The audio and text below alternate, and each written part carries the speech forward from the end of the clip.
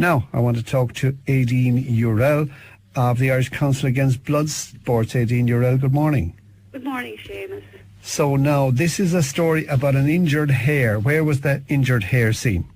Yes, well, this is a coursing meeting that took place in Thurles on the 25th and 26th of October, and it was supervised by the ranger, the conservation ranger for the national parks.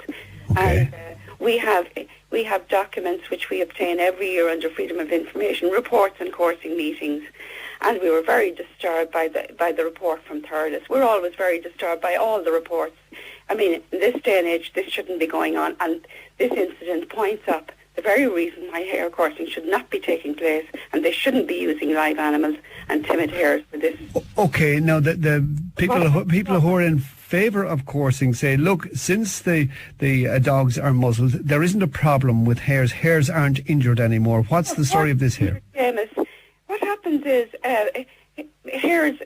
dogs are coming after the hare at great speed, and they can, they can flip over the hare, and then they can maul it and injure it. And hares are getting injured every year. We're reading about hares being injured. So many hares at a coursing meeting injured, and then having to be put down. We're seeing this in the documents every year.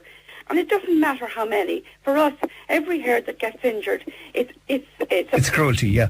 Okay. So this what happened at this meeting, Seamus, was that the ranger was checking the hares at the morning, I presume, of the coursing, and they're in boxes, ready to be coursed.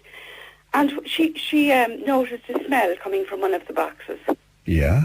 And she was very concerned, so she had the box opened, and there was a hare inside with a huge injury to its shoulder and front leg.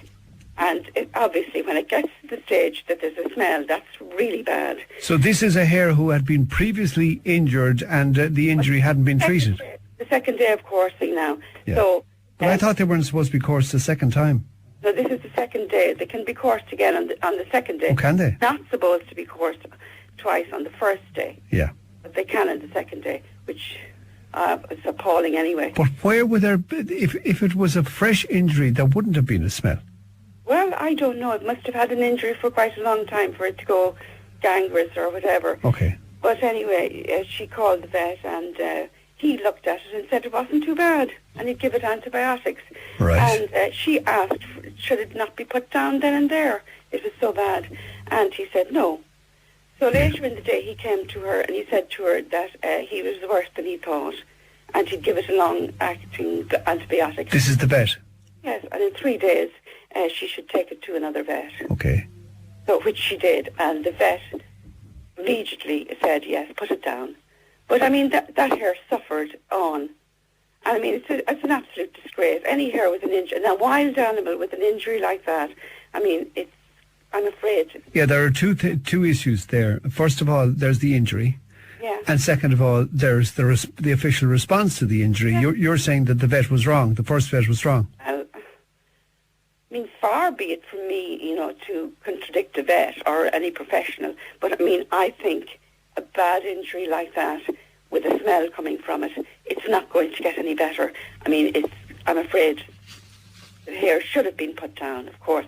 And the ranger even thought that. I mean, the ranger is intuitive and she knows her business, and she should have, I would agree with her. Certainly the poor animal should have been put down. The second vet had it put down immediately, said, yes, put it down. But anyway, that wasn't the only problem. I mean, that goes to point up, they shouldn't be taking animals from the wild and using them like that. It's causing suffering, it's causing stress. It's appalling in this day and age, and we're the only ones to be doing this in these islands. It's banned in every other country, in England, Scotland, Wales, and Northern Ireland. And was there anything? No, the ranger, fair play to her, gave the full account. Was there any recommendation by the ranger after that? There's more, Seamus. I mean, at this meeting there were other breaches. They recoursed hares, according to the ranger. They brought hares down. They brought hares down during the interval when the ranger had told them not to. Now, bringing hares down during the interval is bringing them down from where they've already escaped into, from the paddock they've gone into. Yeah. So bringing them down, it looks suspicious, very suspicious. What are they doing? Why do they need to bring down extra hares from a paddock that they've already had coursed hares? So what you're saying is maybe they were coursed twice in the one day? Yes, I think it all points to that. Yeah. And then on the second day of the meeting, the club are very, very uncooperative and intimidating to the ranger. Okay, remind us now, what's am I right in thinking that the Irish Coursing Club gets a licence from the Minister? Yes. Yeah, the Minister for running this. So would you be saying that these kind of coursing events that aren't properly run, that their licences should be withdrawn? Of course. And last year there were two meetings, Liscannor and what was it? And Mallow, and they had serious breaches, and the national parks had intended to give them a slap on the wrist. That is, curtail their meetings. Yeah. But in the event, the minister, they had a word with the minister, and the minister, Miss Heather Humphreys, decided to give them another chance if they just promised to not do that again. That's a kind of a feeble response, really, isn't it? Isn't it dreadful?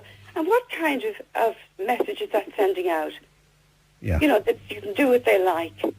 But then, Seamus, you must remember, these are only hares, and it's not a top priority. Okay, tell us this. Are there any hare coursing meetings that lose their licences, to the best of your knowledge, as a result of malpractice?